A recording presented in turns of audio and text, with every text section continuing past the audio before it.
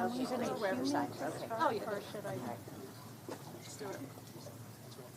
So, okay, good morning. Welcome, everyone.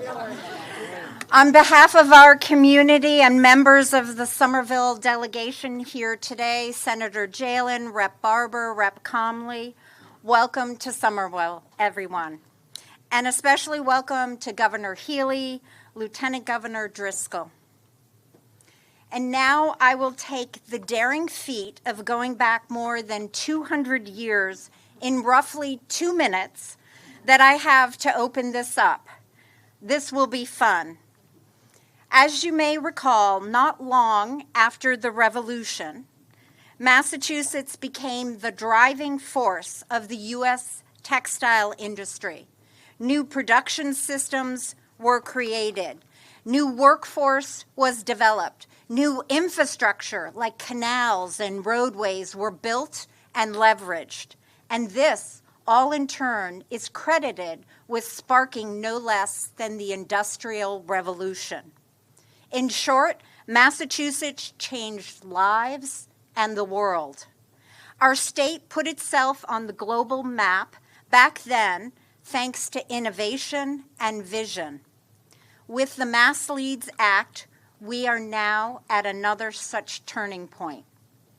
Thanks to the innovators, researchers, and visionaries connected in the Commonwealth today, and thanks to our leader, Governor Healey, who have the daring to go bold and big on thinking. And boy, does this bill go big. Massachusetts has an opportunity again to change lives and the world. The Mass Leads Act is designed to propel us into the global stage for the most important tech of the coming century. If passed, it will create good jobs and grow our economy. Those phrases might sound abstract, but new jobs and new revenue are how we improve our quality of life. It's how we pay for solutions to tackle our biggest challenges, like affordable housing, or advance our top priorities, like quality education. Progress is all interconnected. If passed, this bill will also advance life-saving work of our thriving life sciences industry, impacting the health of countless people. And if passed, this bill will be a game changer for Climatetech, perhaps the most vital industry of our lifetimes. If we want to take on climate change, we have to invest in our innovators, train up a climate tech force, and create an infrastructure with our startups who need to scale up and manufacture. If we want to spark the climate revolution, we need full-force government investing in and supporting industries that can create change. And that's exactly what this decisive bill is designed to deliver. Here in Somerville, we've seen government partnership and support help tiny startups grow into major employers, producing leading-edge solutions. We've seen this work, and we're excited this bill will make it possible to partners and to support our climate tech and life science companies as they create and scale here in Somerville and the Commonwealth. So I gotta say, this is not a pro forma event for me. I am truly inspired to know that my state, my governor, and all of you change seekers and change makers helped get us here to this moment where we're ready to go bold and big and smart on climate progress, health advances, job creation, and a better future. Thank you again, everyone, and let's give a big round of applause for our governor, Maura Healey.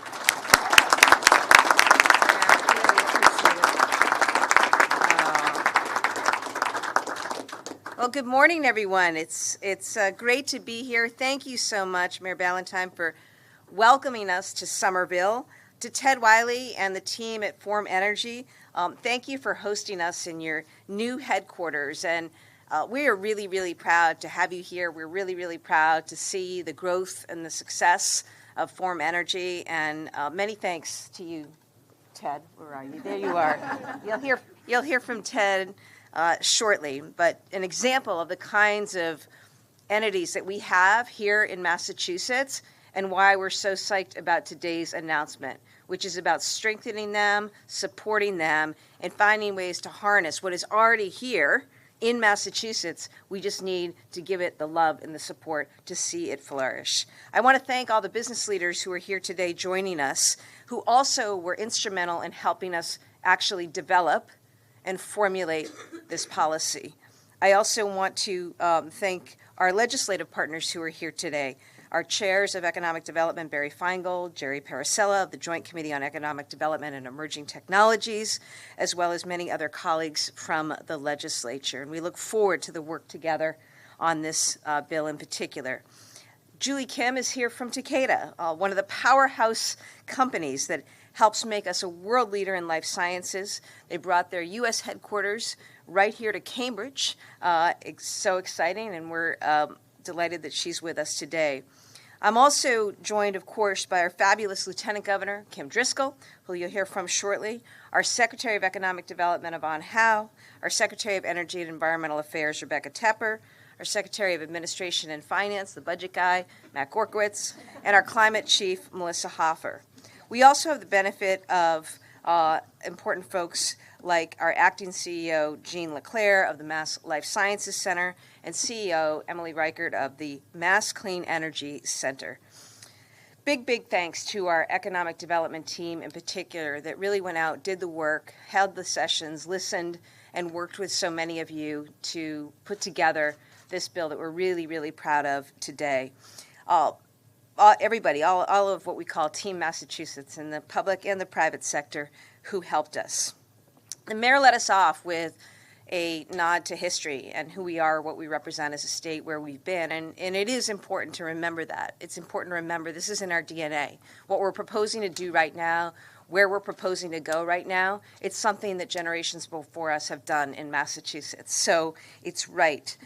We know this legislation will invest in every sector of our economy to help businesses and workers succeed in every region of our state, now and for a generation to come.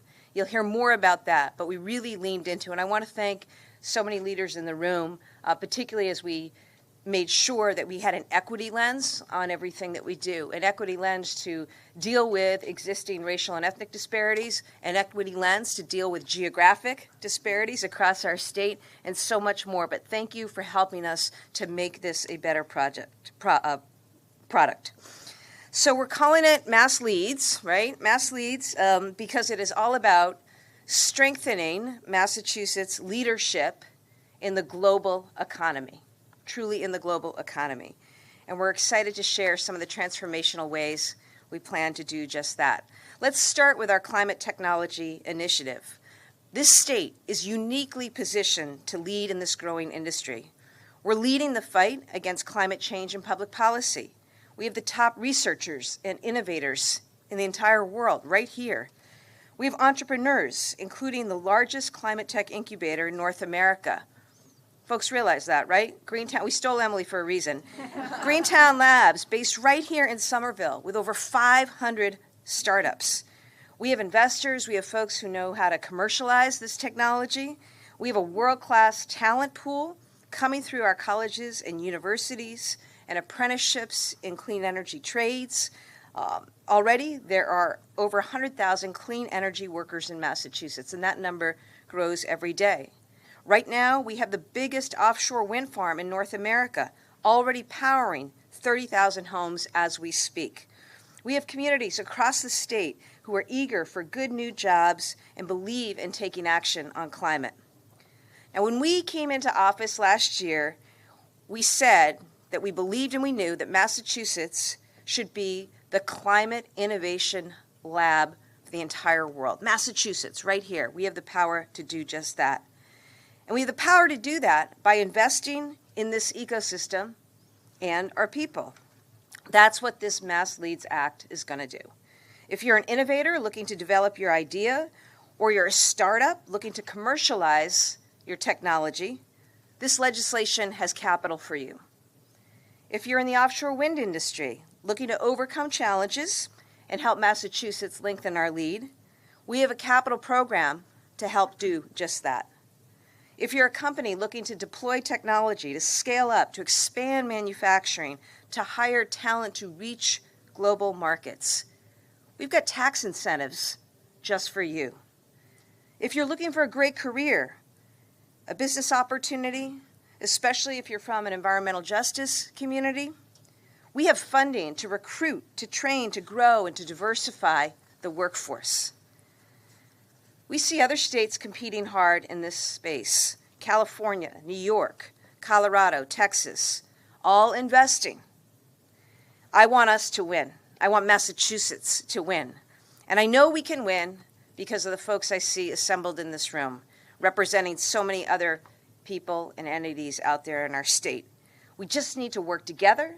We need to back them up. We need to help them grow, and we need to help them bring their technology across the world. This is a critical mission, we know. Climate change is an existential threat everywhere.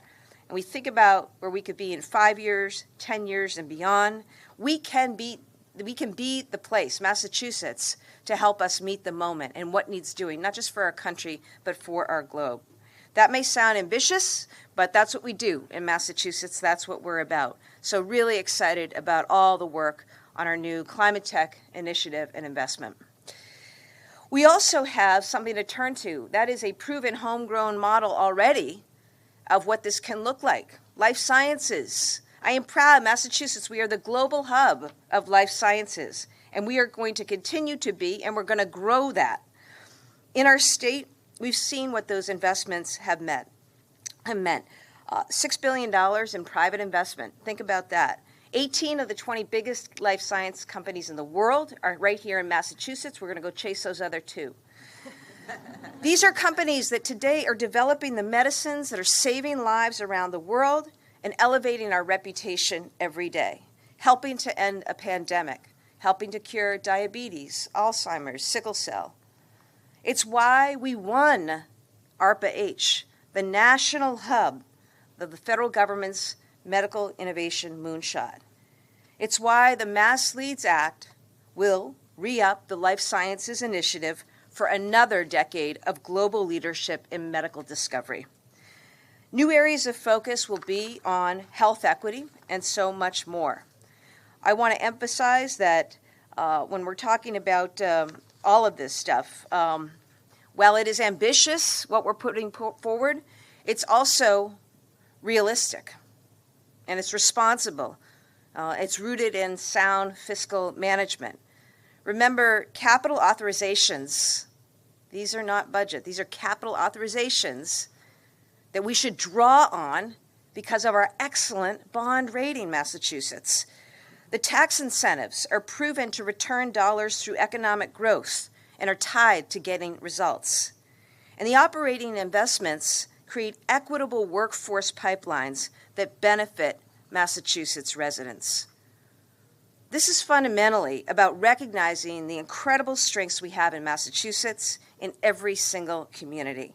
It's about valuing those strengths and investing in those strengths to build a competitive, affordable, and equitable Massachusetts, both today and most importantly, for tomorrow. We look forward to working with the legislature on this. There's so much more to talk about, and to do it is our fabulous Lieutenant Governor, Kim Driscoll.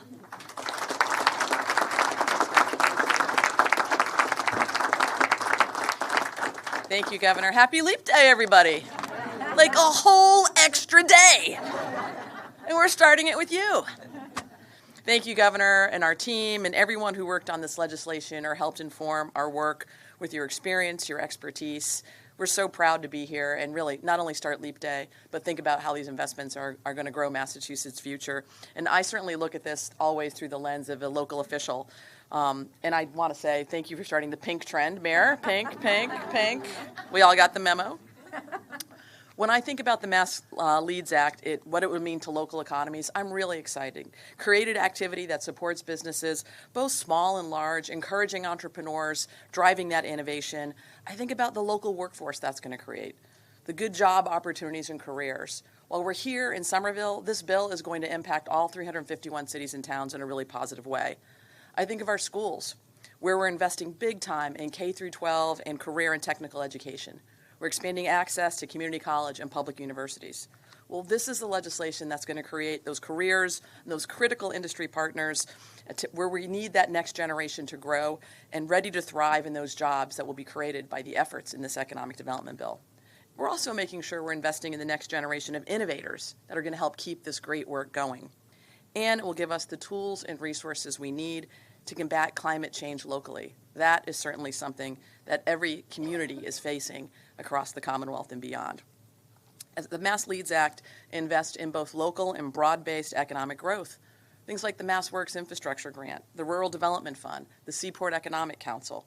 It expands workforce training, permitting reform, broadband access. That's the bread and butter of how we actually do this work every day. And it proposes new funding for robotics and advanced manufacturing, turning our innovation leadership into jobs for folks of all backgrounds. We think about this work and we think about, hey, what's going to bring us the next form energy, right? We want many more form energies in this Commonwealth. We're investing in that as well. It invests in cultural and creative sectors. The third largest industry in Massachusetts is tourism and cultural arts, impacting all of our communities and our quality of life. We want to help grow our tourism economy and capitalize on our 250th anniversary of the American Revolution. That happened here. It will make us a leader in applied AI so that Massachusetts businesses and workers get a competitive edge as artificial intelligence grows. I want to echo the governor's remarks in recognizing the legislature who we'll be working with. All of our legislative representatives understand the value of making investments that support their downtown centers as well as our large economic urban growth opportunities. I want to salute the incredible team who put this transformational proposal together. It's been a year of listening and learning and visiting and talking and better understanding how we align a vision for Massachusetts with the work we need to do on the ground. And the person who's been leading that effort, many of you in this room have already met and know, is our incredible Secretary of Economic Development, Yvonne Howe, who's going to join us now to offer a few remarks.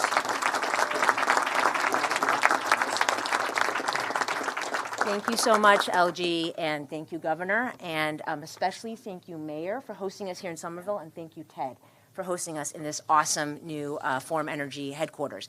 I am so honored and so excited to be here with all of you today. And I started thinking about how did we get here? How did I get here? And this journey started really about a year ago when I stepped into this role in state government. And many of you know, prior to this, I have spent my entire career in business. I've been in big companies like Takeda, I've been in startups like Form Energy, and then I got this amazing opportunity thanks to the governor and to the lieutenant governor. And one of the first things I learned about a year ago is that in our state, because of our super wicked smart legislators, we have a requirement that once every 4 years, we have to do a formal economic development plan. And so I said to the governor, lieutenant governor, well, we have this thing where we have to do it. We have a choice. We can kind of check the box, go through the motions, or we can really do it. And I think you know these two. There was a very clear answer, and so we did it. And we spent a ton of time and did a ton of work. The first thing we did is we put together an Economic Development Planning Council of the best, most incredible people from across our state to represent all of our industries. And so many of you are here today. Frank, JD, Brooke, I saw somewhere, Tamara. So raise your hand if you're on the Economic Development Planning Council. And so I told these folks that, and Julie was on it, so many, Julie Chen was on it. I told them this is not one of these things where you're just going to put your name on there and just kind of, put on your resume. We're going to actually put you to work. So we put them to work. They did a ton of work. And then we went around the state. So we did 9 regional sessions across the state, and I was amazed. We had more than 1,300 people from the public, big companies, small companies, communities, come out with all their ideas and their passion and their feedback. And we did, for the first time ever, a Spanish language session. Juan Vega from our team hosted that and got input from that important community. And then we did 11 sector-specific deep dives on all of the different parts of our economy, small businesses, tourism, agriculture, education, financial services, and many others. And then across all of this, we focus on the Healey Driscoll priorities: equity, affordability, and competitiveness. And we looked at a ton of data, did a ton of work, and we came up with a plan in time for the deadline, which was December, and we published it. And it's called Team Massachusetts Leading Future Generations. And we called it that because as we did all this work and talked to all of the folks in our community, we realized when we work together, look at this room, when we have the cities and towns and all of our big companies and small companies, investors, our nonprofits, our education, our state government, when we work together as Team Massachusetts, we are unstoppable. Not only do we compete, we win. And we've shown that again and again. So we titled it Team Massachusetts, and we titled it Leading Future Generations. And so the mayor and the governor and lieutenant governor have alluded to this, but we looked at the data, and we've always led. Starting with 250 years ago, we led by throwing some tea in the water, led a revolution that became this country. And yesterday, I was at Novo Nordisk. This is a $400 billion market cap Danish company. And they're in the life sciences industry. And they have always had their headquarters globally in Denmark, in Copenhagen. And yesterday they opened up a giant new office here in Lexington in Massachusetts, and they had an announcement for everybody saying we are no longer headquartered in Denmark. We now have 2 global hubs, one in Denmark and one here in Massachusetts. And what was amazing about this Danish company, I met all the executives, is that when you walk into their office, the whole front is all about Massachusetts inventions and how we've led. They have a Massachusetts sewing machine, the Massachusetts computer, the Massachusetts basketball. So we've led for a long time. And these folks know that. And we know we've led in other ways. The first state to have universal health care, the first state to legalize gay marriage, the first state to figure out COVID vaccines and testing to roll it out. But we all know the world is crazy and unfortunately getting crazier. The country is kind of crazy and getting crazier. Massachusetts, this is not the time to stop. So we've led in the past. We now need to lead for future generations. So that's why we call the plan Team Massachusetts Leading for Future Generations. Now, the plan we're very proud of, and many of you have seen it, 66 pages, lots of pictures and graphs. It's just a piece of paper, right? So this only becomes meaningful for our state if we convert it into a bill, which is why we're so excited to be here today to talk about Mass Leads, our economic development bill. This bill now will have all of the investments, the programs, the specific details, the governance, the infrastructure to bring this plan to life for real for our state. And I'm especially honored to be here to highlight 2 important parts of the bill, which is life sciences and Climatetech. Because in our state, when we lead, we don't lead to make a quick buck. We don't lead because things are easy. We do what JFK says. We lead to solve big, important problems. We lead to do things that are hard. And we are mission-driven. We care about making the world a better place. And that is exemplified by life sciences and by Climatetech. And so important in this bill are helping companies like Takeda and Form Energy start here, scale here, grow here, and lead by curing disease and making people's lives healthier. So Life Sciences 3.0 is going to help us do that. And Climatetech, this is the existential threat of our time. How do we make sure we protect this planet for our kids and our grandchildren and generations to come? And Form Energy and Climatetech 1.0 are going to help us do that. So we are so honored and excited now to hand this bill over to our legislative friends. And I wanted to say before I close a couple things. One is that I'm a former CFO. So I know firsthand what it's like to try to make payroll, and it's very important for us to be fiscally responsible. This bill, as the governor said, this is not about expenses. This is a bond bill.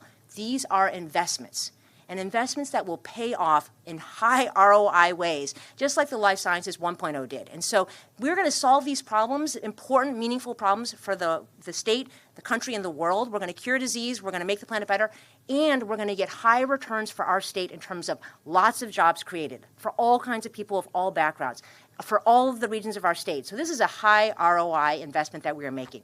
And last, I just want to say, I want to thank a few folks. One is I want to thank our state government teams. I came into this role a year ago, did not know what to expect. I've worked in many places. We are so lucky in our state. We have wicked smart people in state government, and they work weekends, vacations, late nights, early mornings, and we don't give them fancy bonuses or equity. And so anybody who's on our economic development team or the governor's team or the ANF team, I just want to, can you raise your hand? Can we just thank this incredible team?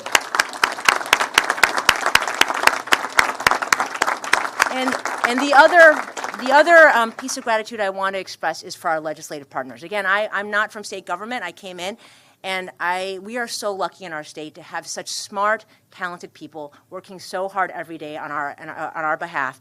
And we're so excited to now continue that partnership by handing over this bill and working together. And I will disagree with the mayor a little bit. She said if we get the bill passed. When we get this bill passed, we are going to make this all come together. So let's go Team Massachusetts. Let's lead. Thank you so much.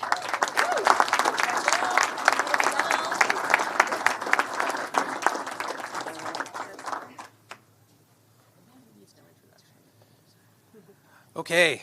Hi, everybody. I'm Ted Wiley. I'm one of the co-founders of Form Energy and the president and chief operating officer. I always love to be in a room with Secretary Howe. Thanks for that, because she just gets me fired up. It gets me so motivated. And one of the comments that she made in her speech that really sticks with me is like all the times that Massachusetts has led. And the reason that stuck with me is because you could just feel it hearing all the people who, all the incredible, strong, leaders that spoke right before me. We have amazing leaders. That's why Massachusetts has led. So before I even start talking about Form, I just wanted to thank you. Thank you for your incredible leadership. It is a real honor to have so many distinguished guests here.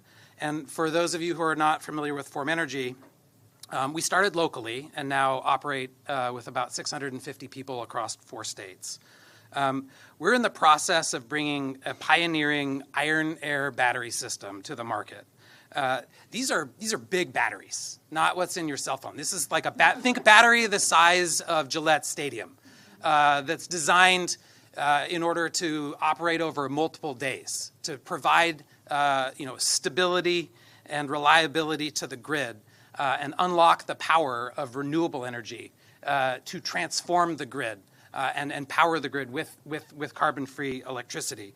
The kind of batteries that enable reliability, resilience, and that ride through multiple days of extreme weather, grid outages, or periods of low generation.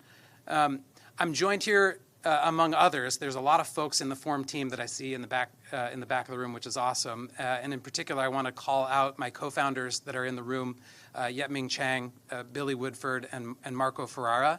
And then the fourth co-founder, Matteo Jaramillo, couldn't make it. He's traveling this week, but he did send his regrets and his regards. We started Form Energy in the coffee shops and restaurants of Central Square. And then we took our first investment from Katie Ray at the engine, just as the engine was kicking off in 2017.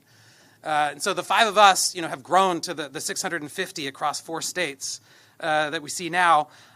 We started the company operating out of the engine, and we quickly came to the realization that we needed more space and dedicated wet labs. And then we went over to Greentown Labs, where Emily Reichert welcomed us with open arms, and that was It is an incredible asset to the Massachusetts innovation ecosystem to have these kinds of places where you can start a company really easy, take an idea and turn it into a reality really easily, and that's exactly what we did.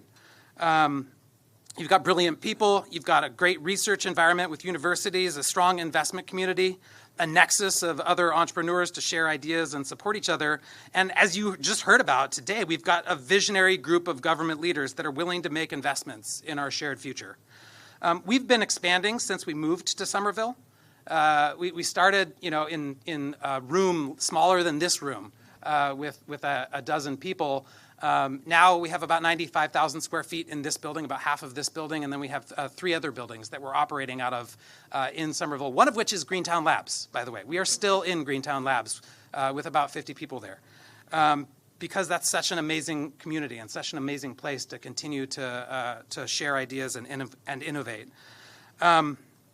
In Massachusetts, we have just over 220 scientists, chemists, engineers, lab technicians. And we're focused on R&D, innovation, continuous learning, improvement, designing the batteries that we're going to build next.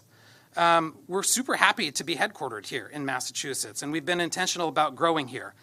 From day one, Governor Healey's administration and the legislative and local delegations have listened and collaborated on policies that can move our industry forward. And it's exciting to see that collaboration culminate in an announcement like is being made today.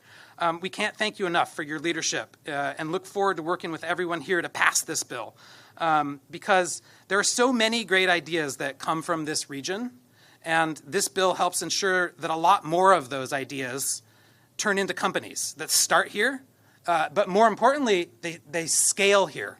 They grow here, they prove their technology to the world here, and then they stay here. And that is the connective thing that we need. We already have a lot of great ideas, and now we need to look to the future and continue to turn those ideas into great Massachusetts companies. In particular, I'm really excited about the parts of the bill that support deployment.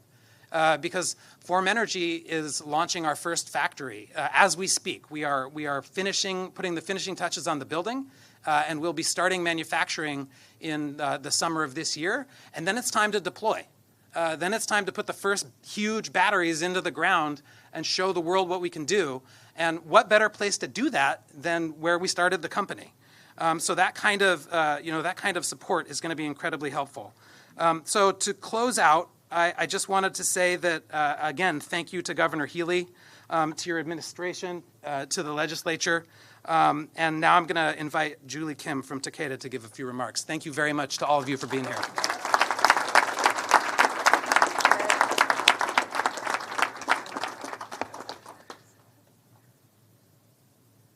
All right, there's always a second where you're like, is the tech going to work? Trying to move away from paper. So thank you, Ted, for hosting the event here and for sharing the exciting work that Form Energy is doing. And to Governor Healey, Lieutenant Governor Driscoll, Secretary Howe, it's an honor to be here today, and thank you for inviting me to speak. As Secretary Howe mentioned, I had the opportunity to work on the Economic Development Planning Council last year, working with leaders across all sectors to create the framework that the Mass Leads bill is based on. And so, although I might be a little jet lagged this morning because I arrived from Tokyo last night, I wouldn't have missed this event. And I'm really proud to be standing here with you on this day and acknowledging this milestone. Now, in addition to being Leap Day, it's also Rare Disease Day. And Takeda, as well as many of the companies that are based here in the life sciences sector in Massachusetts, focus on rare diseases. And so I just want to say very quickly that there are over 7,000 rare diseases that have been identified today, 95% of which do not have a treatment option available. And so that's part of what drives us to do what we do. For Takeda, our employees come to work every day committed to our purpose of excuse me, better health for people and a brighter future for the world. The Mass Leads bill will support Takeda and all life sciences companies, big and small, to continue to drive innovation in our sector by discovering and developing medicines, vaccines, and cures for the whole world. The administration is putting a bold stake in the ground about how Massachusetts will lengthen the lead in life sciences and build upon this foundation, as well as invest in other high innovation sectors like Climatetech. Now, as I said, our headquarters are in Tokyo, but our global hub is here in Massachusetts. We weren't always the largest life sciences company, but over the past 10 plus years, we intentionally made decisions to build our presence here, whether it's through acquisitions, through relocation of our U.S. base of operations, and our R&D resources. Today, our entire value chain can be seen across different areas of the state, from manufacturing to our plasma donation centers, our R&D labs, and our commercial infrastructure. The reason for our investment is simple. There is nowhere else in the United States, or quite frankly, in the world, that has this type of bench-to-bedside healthcare ecosystem to drive innovation. This environment has raised and will continue to raise the profile of Massachusetts as a world-class life sciences hub, which is why companies like Takeda choose Massachusetts and stay in Massachusetts. Part of the success is rooted in the commitment from partners on both public and private sectors to drive this innovation. For the last 16 years, the Massachusetts Life Sciences Initiative and Massachusetts Life Sciences Center have played an integral role in establishing and maintaining our state's leadership in life sciences. It is imperative to continue this important work through Life Sciences 3.0. One example that illustrates the impact of Massachusetts Life Sciences is the Massachusetts Next Generation Initiative, or Mass Next Gen, which is in its 6th year. Takeda is a founding supporter, and the program is paving the way for startups, for companies led by entrepreneurs representing diverse communities, in order for them to get the support they need to develop and scale.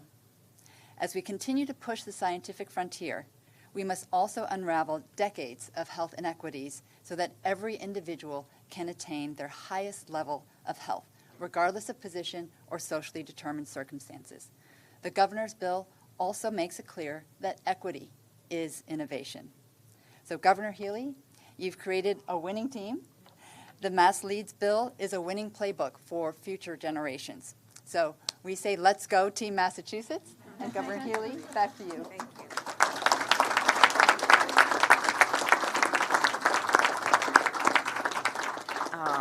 Julie, Ted, thank you to all of our speakers, and thank you to all who are joining us here today. So as you can tell, we're really excited.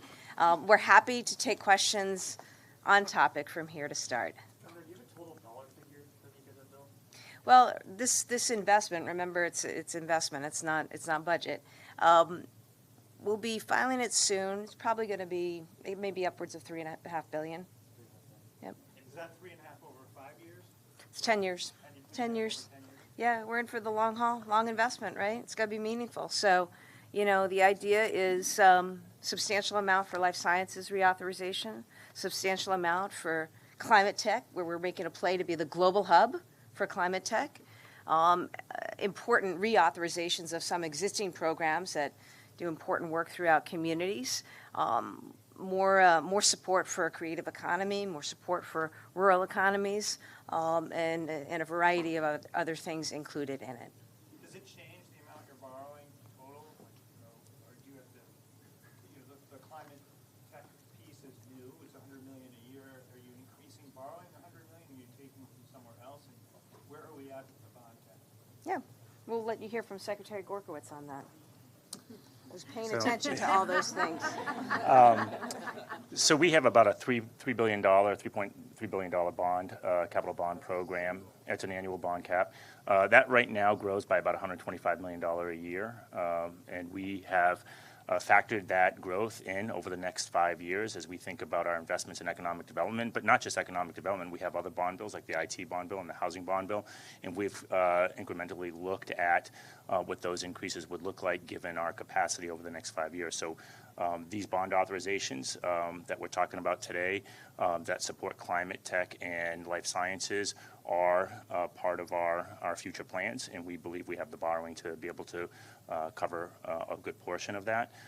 We'll be talking, I think, later this week about the rest of the economic development package, and many of those bond authorizations are reauthorizations of existing bonds that we use on a regular basis. So is a little bit of a different flavor of some new authorizations and existing ones, but we have factored those into our future borrowing needs.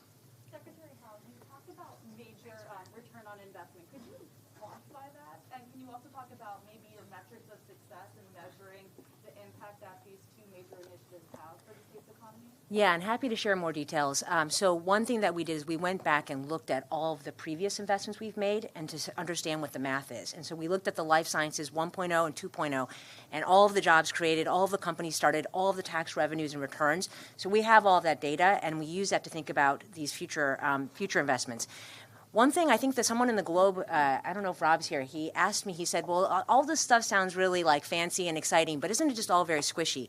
And I am anti-squishy. So I'm a business person, so I'm all about having metrics and tracking and dashboards to make sure this is taxpayer money and we take that very seriously. How are we getting the biggest bang for the buck for these investments? So in our plan and now in the bill, for every one of these investments, we have a set of metrics. Now, unlike the private sector, the metrics are more broad. So in the private sector, you're looking at revenue, and you're looking at EBITDA, and you're looking at cash flow and earnings per share. We have a broader set of metrics here, but every one of these initiatives has key pieces of data that we're going to be tracking to make sure that the investments we make will multiply in terms of the returns. But we look at broad things. We look at things, for example, not just GDP growth or GDP growth per capita. We look at things like the Gini coefficient and income inequality. And we look at that by region and by different background, educationally or ethnically. And so we're looking at all of this data initiative by initiative to get the biggest bang for the buck. And happy to share more. Governor, you talked about an applied AI hub at the chamber on Tuesday, Wednesday. What day is it? Can you just explain exactly what that is and if any dollars are heading towards that? Just give us more details. Absolutely, and I'm going to invite Secretary Howe up to talk a little bit about that. I think about a week or two ago, I signed an executive order forming a strategic committee and task force on AI. And specifically, what we want to do in this state is lean into applied AI. We want to own applied AI, in short. There are other states where AI was essentially developed and grown. What hasn't happened yet, and the opportunity and the play for Massachusetts, is applied AI, taking AI and then applying it to healthcare, to life sciences, to education, to transportation. So many ways that we can think about not only helping state employees, state agencies do the work and support our workforce. Again, this is to be additive. It's not to take away from the incredible human talent we have in our ranks. It also is going to help us better deliver services to folks in the state. So that's an aspect of it. The other aspect of it that Secretary Howe will speak to, and by the way, this was something that Secretary Howe and our terrific Secretary of Technology Services, Jason Snyder, the two teams worked together on. The other aspect is to really lean into this area of investment. So, we are ambitious. Life sciences, Climatetech, applied AI, as areas that we're holding up, as an administration to say, let's go. These are spaces where we think we can get a great ROI for Massachusetts and its residents. But Secretary Howe, I invite you to say more. Yeah, no. Including the composition of the work. Yeah, we're very excited. So as we did the work on the Economic Development Plan last year and went around the state and talked to all these different sectors, AI kept coming up. And I think we all realize now this is not a fad. It's not going to go away. It's not going to be like something. It's going to permeate every part of our economy and every part of our lives. And as the governor said, there are different parts of AI. There are parts that, frankly, other states have led on and are probably going to continue to lead on. The chips, the servers, or, AI applied to like making haikus for your, family, or, AI for, video games, whatever. That's not Massachusetts. Where we want to lead in AI is where we're just in the early innings. We want to lead in AI of solving big, important, hard problems that make the world a better place. That's what we do in Massachusetts. And so this AI task force is, again, a group of 25 folks from around the state. We have all of our academic institutions. We have all of our regions. We have, companies. And we have, importantly, legislators, state government, and city government, all as part of this task force. And similar to the Economic Development Planning Council, we're going to go and pull in lots of other people from all kinds of sectors and on all different topics to make sure that we work together to lead on AI. And so this is not about defense. We're not going to try to put our head in the sand and say, oh, AI is going to go away. How do we protect ourselves? This is about leading and playing offense in smart, ethical, awesome ways to solve big problems. And I think there's really two things we think a lot about. One is that for all of our leaders already here in our state, in education, financial services, life sciences, climate tech, you name it, how do we encourage and help all of our leading institutions accelerate the adoption of AI to solve these big problems better and faster? And there will be a next generation of huge companies that are all going to be, founded in AI. How do we help those startups today, these folks meeting in coffee shops, how do we help them start their company here, scale it here, and become the future giant world leaders from here in Massachusetts? So that's really the goal of the task force. It's a 6-month working group. I'm so grateful that Secretary Snyder is going to be co-chairing this together with me, and we are going to come back in 6 months with a set of concrete recommendations for the governor, and hopefully we have the bill passed, which will then have the funding to enable us to bring those recommendations to life and help us lead at AI. Right now, there's no investment dollars behind this hub, or is there? It's part of the bill. We're working out the fine points on that. I gave you a ballpark figure what this is, but soon we'll be out with what the specific amount will be for applied AI. But we think it's really exciting, and I think if I'm really proud of this team up here assembled, and everyone to a person could articulate the ways in which AI is going to impact the work. If I asked our climate chief, Melissa Hoffer, to come up, she'd tell you about that and about the possibilities, with AI. If we had Secretary Kate Walsh here in Health and Human Services, she'd talk about the work and the discussions with people like Val Fleischman at Mass Hospital Association. How do we use AI to better serve patients, right, and do the work that we need to do? So a shout out to Northeastern, who currently, right now, it's AI students are working with our Department of Transportation on identifying ways that we can better serve riders with disabilities, all through AI. So super exciting stuff. Of all states, Massachusetts, the innovation state that we are, we should be leading and leaning into this area as a driver of economic growth, in addition to something that will truly enhance the lives of residents in our state. Governor, last question right here. Yeah. On the Climatetech initiative, there have been several examples of Climatetech companies that started in Massachusetts and have grown here, but then set up major manufacturing operations in other states, including Form Energy in West Virginia. Are these new incentives meant to keep or bring those sorts of operations here, or is it focused on other parts of the sector? Yes, absolutely. We want to keep companies like Form here, expand opportunities for manufacturing.